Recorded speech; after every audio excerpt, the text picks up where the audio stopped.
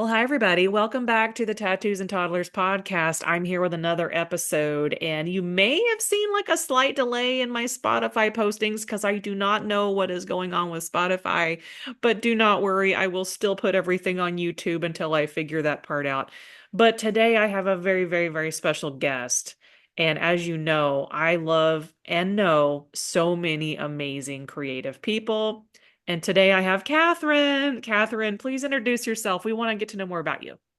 Hi, everybody. It is an honor to be here with my beautiful Jen. Big heart, big heart. And my name is Katherine Dickson, and I am a conceptual fine artist and pet photographer. And I am the owner and founder of Guapa Films and Katherine Dickson Studios. So, I mean, that's just the short version of the depths of Katherine's creativity. She has got her input and hands into so many things over, I'm sure, her lifetime that I kind of wanted to touch on today because in our 5 minutes before I hit record, we were talking about culture and how it tends to shape our trajectory in creativity. And I really wanted to dive right into that, Katherine, because that is something that I didn't dive into the arts until I feel like way, way later in life. But I was allowed to enjoy some of the art forms, but it was never approached to me as a business form. So, what's interesting, if we can, let's dive into little Katherine and how you fell into these different mediums of creativity. Because, y'all, she only gave you a couple, but I know she's done a lot more than that. Yeah. So for me, the arts has shaped my life since I think the womb, to be honest. So my mom is an incredible, artistic, talented woman. Um, she was born in the Dominican Republic. That is where I consider myself that I come from. Even though I was born in this country, in the United States, um, everything about me goes back to the old country, Absolutely. goes back to the DR. And my mom, like I mentioned, she's a beautiful singer, and the first things that I remember, the first memories that I have, is hearing my mother's voice.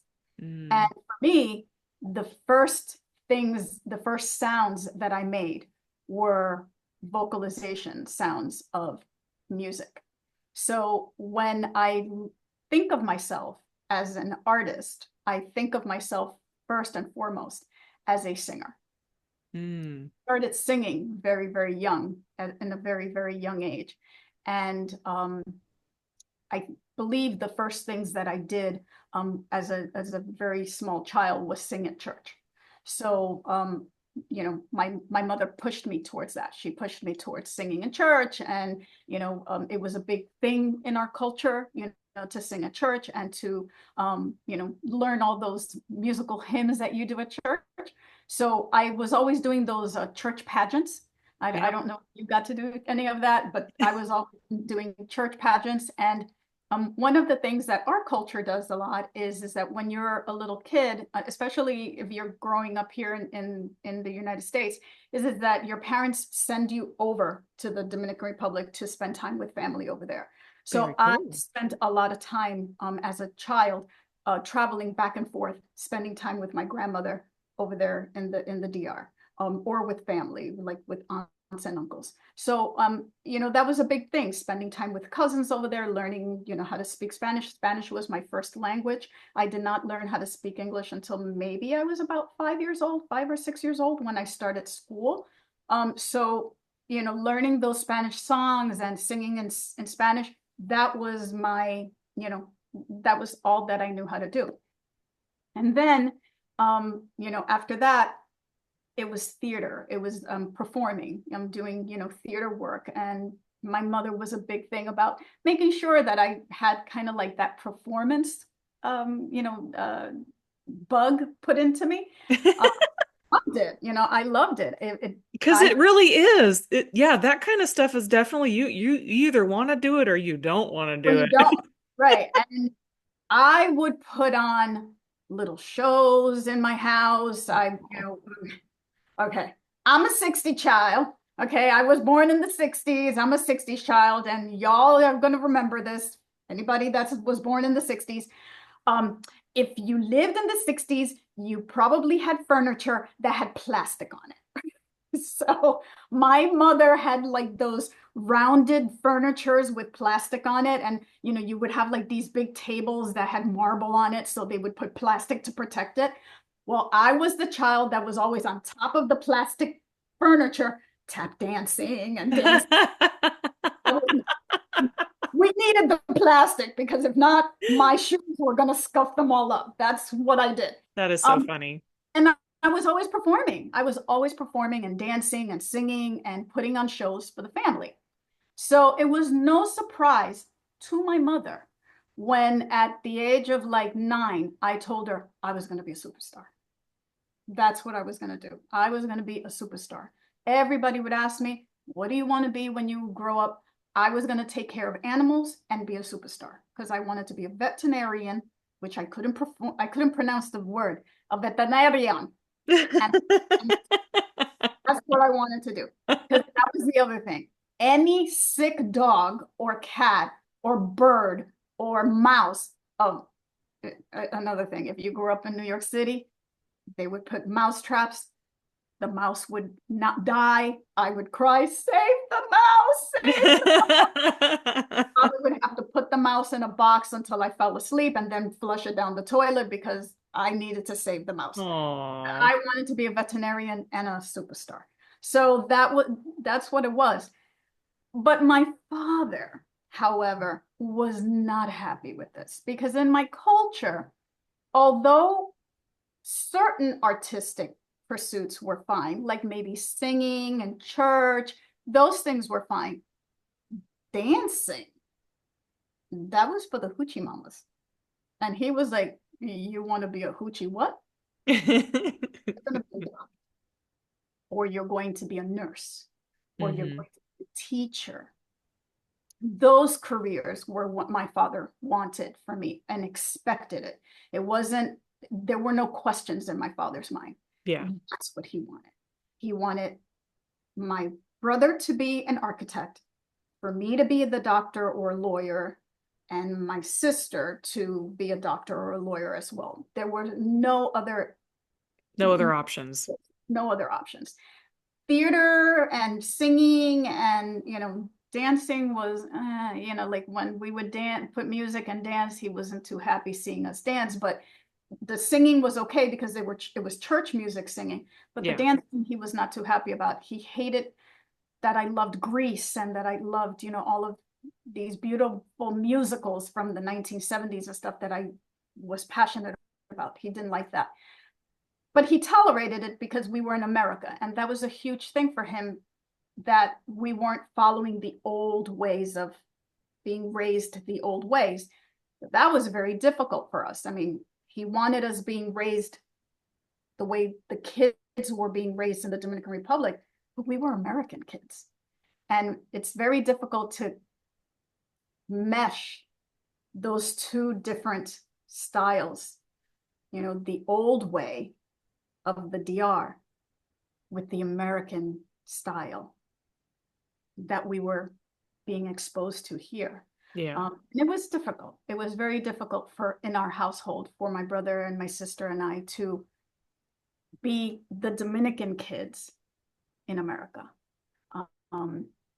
But we did the best that we could, to appease our parents and be the good kids that they wanted us to be, while still,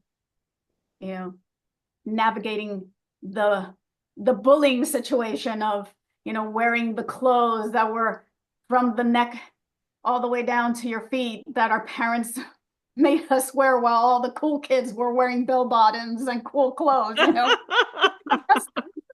And I think that we did okay. I think that we did okay. But it was an interesting time to grow up. And I was gonna say, like, and where did that lead you, like, as far as your culture and family and career, like, say the first moments of your careers, how did all of that shape you to into the decisions that you said your dad was very like, I've got these ideas for you. Your mom may have had some ideas for you. And which one did you end up pursuing first? Let's just say that. So that was really good because that's a great question. So when I started to become a young adult, my mom was very supportive. You know, I really, really, really wanted to be a superstar. I mean, that was sometimes you have a calling, you know, and that is my mother, I think, saw that in me. And back in the day, you know, now we have shows like American Idol and uh, America's Got Talent kind of stuff. a talent, you know, those. But back in my day, it was a show called Star Search, Yeah. and um, you know, I would sit on the TV and I would watch it, and I would tell my mom, you know, I think I could do that. You know, I think I can do that show. And I had a teacher who, you know, I in school, my mom would be called in all the time saying, you know, she's an okay student. She sucks at math, but, you know, her big problem is that she daydreams a lot and she's singing all day long Aw. as she's doing homework. You might want to get her voice lessons, or you might want to do something to kind of encourage what she's doing. And then I had this one teacher, surprisingly, her name, it was an eighth grade teacher. Her name was Miss Walters. We'll always remember her name was Barbara Walters, not the reporter. Her name was actually Barbara Walters, And eighth you grade. know it's something special when you can remember these pivotal moments in your life and these teachers and you still know them by name. That's I will, amazing. I will tell you that, you know what? Teachers are the best. Woohoo! Teachers are the best. And Ms. Barbara Walters called my mom and said, you know, she's never going to be a doctor. She's never going to be a lawyer. This girl's going to be a singer. This girl you need to do something with this girl and her voice. She distracts all the kids. You know, you got to do something. And you know, through some guidance, you know, helping my mom and stuff, I I was um I was encouraged to do Star Search, and I competed in Star Search. But the only way that my father would allow my mother to put me in Star Search was, thank God that that year they had just started to do Star Search in Spanish.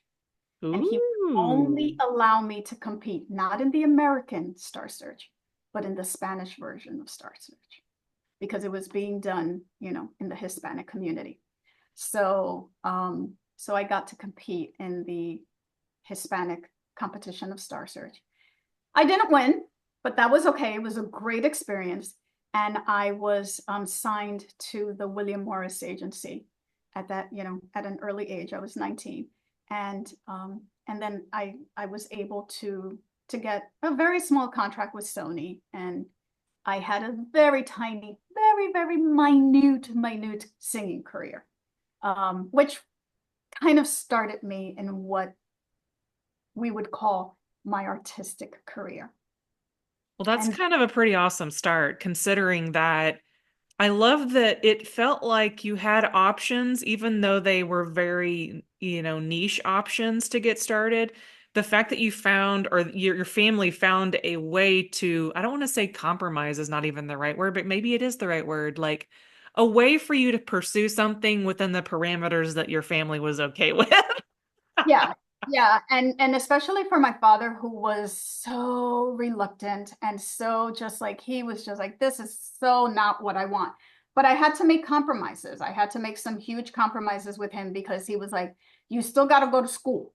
You still Yeah. have to go to school, because this isn't gonna last. And he was right. It didn't last. And he was like, this is not gonna last. This is not gonna be what you are gonna do forever. So I did. I went to school, and I got a degree in hematology and chemistry. Like I studied hematology and chemistry, and I worked in a hospital. He loved it. He would, you know, wake. I had like shifts early in the morning, like at 4 in Yeah. the morning.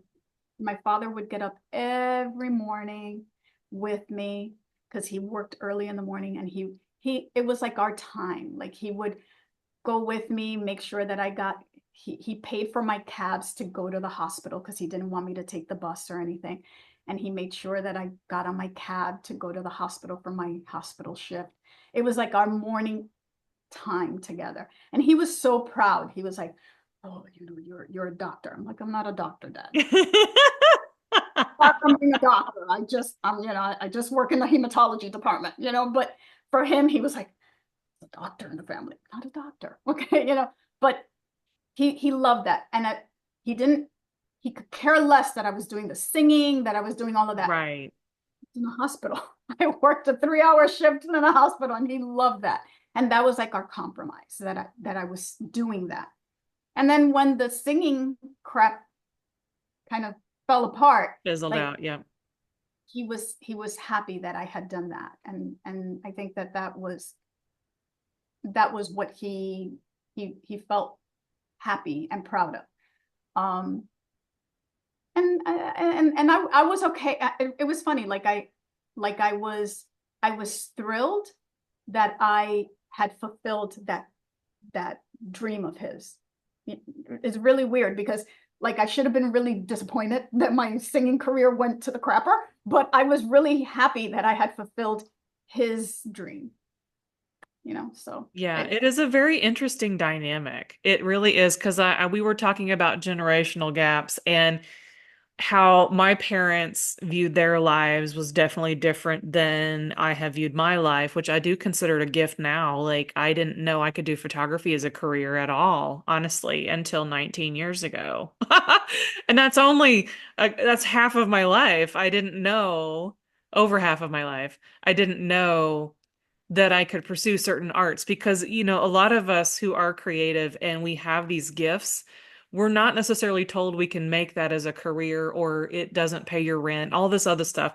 But the dynamics was the same for me though, right? Like I had to have a 9 to 5 job of some sort, and I would just do the creative stuff on the side. Because I wasn't one of those that's like, oh, I don't have to do this and this. I didn't really have anything big, like, super big, right? But over the years, and I would say in the last 4 years, quite obviously, I have found what I would consider my biggest thing I've done yet, which is super fun. I'd rather be this age and at this time in my life with a 7 year old and figure it out and just enjoy life a little bit more than be back where I was 20 plus years ago, or actually more like 30, as a 17-year-old just following what your family expects of you because they don't know any better themselves either. They're just like following the plan that from the past and the past before that and the past before that. And so as we're fast forwarding to Katherine now, and obviously there's a big gap between little Star Search Katherine and the Katherine that I know now. And I know there's a big long path. We don't have time for it. But where do you feel like where you are now? Do you still see some of your culture and your family infused into your everyday life or how you see life, how you see your work, how your work has shaped you, how your ideas come out? Do you still pull from a lot of your culture? 100%. Every single day. Every I single piece. bet. Yeah, every single piece of art that I do is pulled from my culture. Everything. So in my self-portrait artistry that I do, I pull 100% from my experiences growing up, Yeah. and my heritage, and my identity. It's all about that. Um, the it's infused with the melancholic um, story of growing up in kind of like those two worlds Yeah.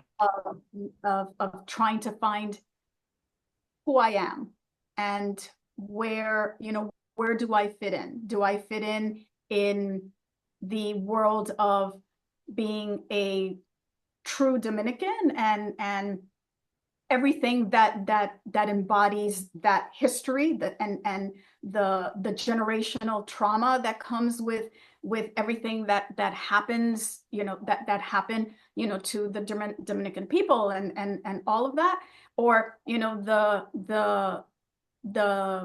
um the mixing of my of my Dominican heritage with my American identity. Like how does all of that really make up who I am, and the absurdity of how I've kind of lived my life in the past 58 years, and how it all kind of blended itself all together to make up who I am today. And it really is. My art has a lot of like melancholic tones to it, but it has a lot of absurdity attached to it also, because it's funny. It's funny.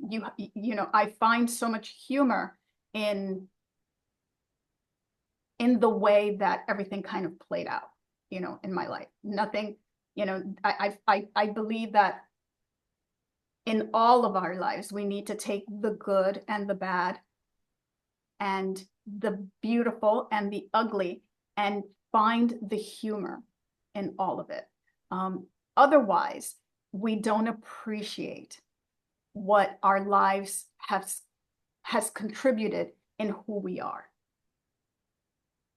And we need to laugh at it. We need to laugh at it.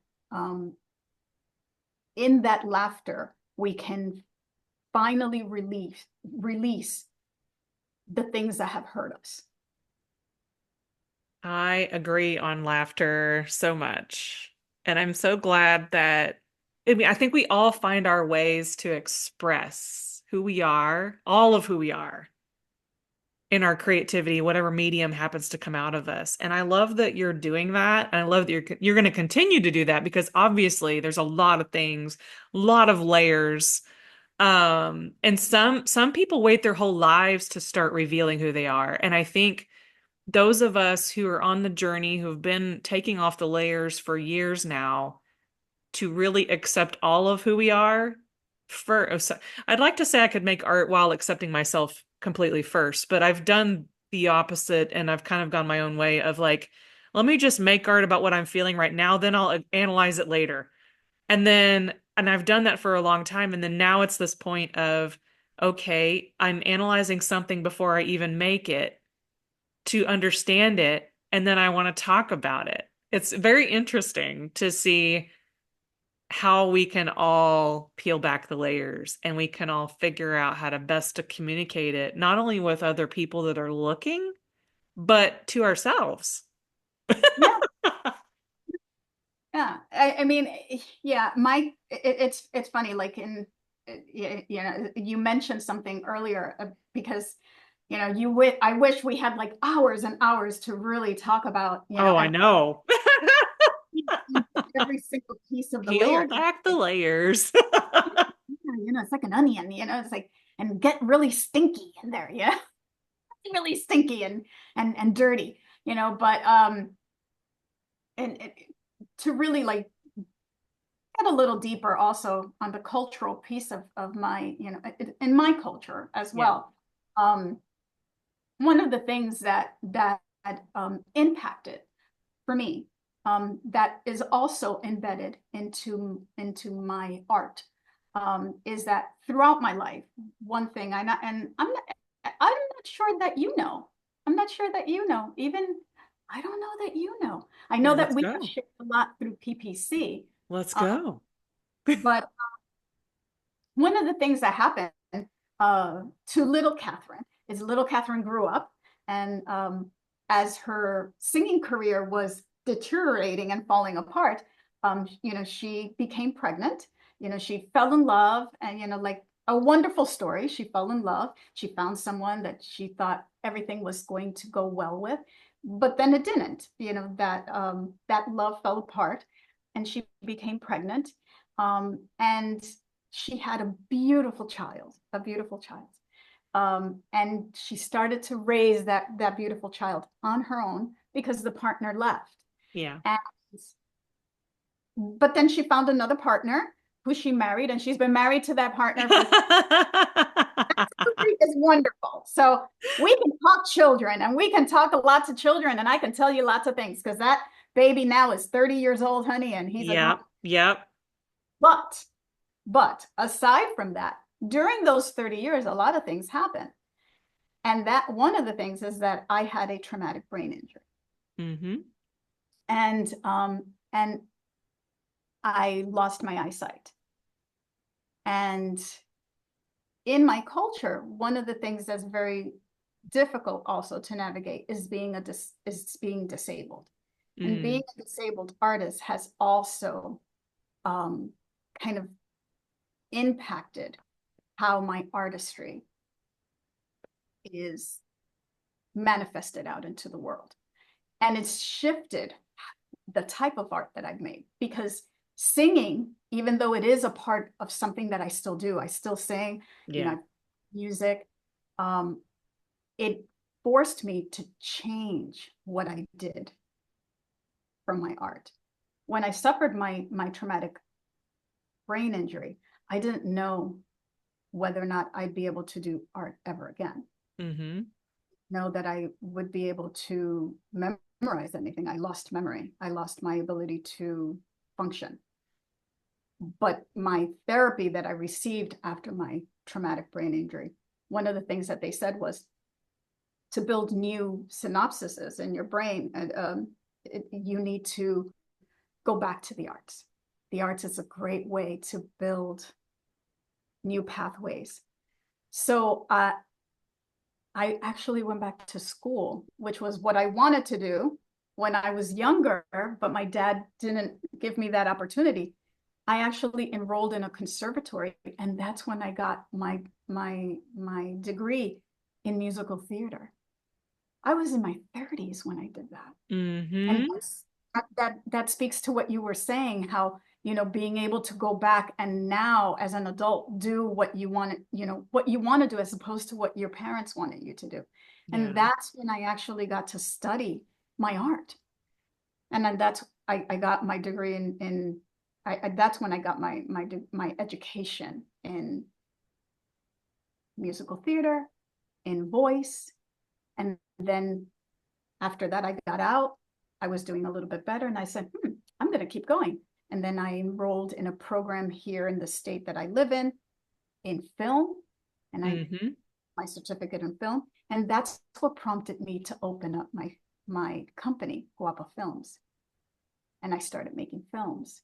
And then from there, that's how now I've arrived to fine-tuning and getting into exactly what I'm doing, which is creating the fine art, which allows me to express myself in this very, very fine-tuned, precise way of, in one frame, telling a very finite story. But I would never have been able to get there had I not gotten to that very one moment of kind of pushing aside what my parents wanted and able to focus on what I wanted. And I didn't get to that until I was in my 30s, and I had suffered a traumatic brain injury and almost died, and then been like, okay, Katherine, you got to get control of your life and do what you want to do. Yeah, and I think that's important. I think that's so important to celebrate that. Like, that's a huge thing that some people are still out there maybe needing to be awakened into their whatever their dream was or is. And so as we round up our conversation, it went very, very quickly. So I don't think we're going to have time for our little tattoo moment, but I have to have you back on again so we can discuss more about some other details and other rabbit trails that we could totally go on with you. What do we want to leave people with today? Like we've talked about some great stuff. We talked about cultures and traditions and expressions and creativity, and what would we leave them with today? Well, what I would like to leave people is with this. It's a great thing to do things for others. And our parents are very strong influences in our lives. And I would say that I'm very grateful for the life that my parents gave me. And I'm very thankful to them. But I wish I would have gotten my tattoo when I was 20 because I get a tattoo. But I have a wonderful idea for a tattoo that I am going to get. And my goal is to gift myself my tattoo at the age of 60, which is, Wonderful. And y'all only know that's a couple years away, probably, right? yeah, I just turned 58. So I want to get a wonderful tattoo. I know exactly where I'm going to get it. And yeah, so you're never too old to follow your dreams. Yeah. That is my message, to leave it. And we make decisions sometimes based on the love that we have for others. And there is nothing wrong with that. And we shouldn't get down on ourselves for doing that, because it's okay to take the time when it's the right moment for you to pursue what you want for yourself. You should never get down on yourself for saying, now is the time for me. Now is the time for me. It wasn't then, but now is the time for me.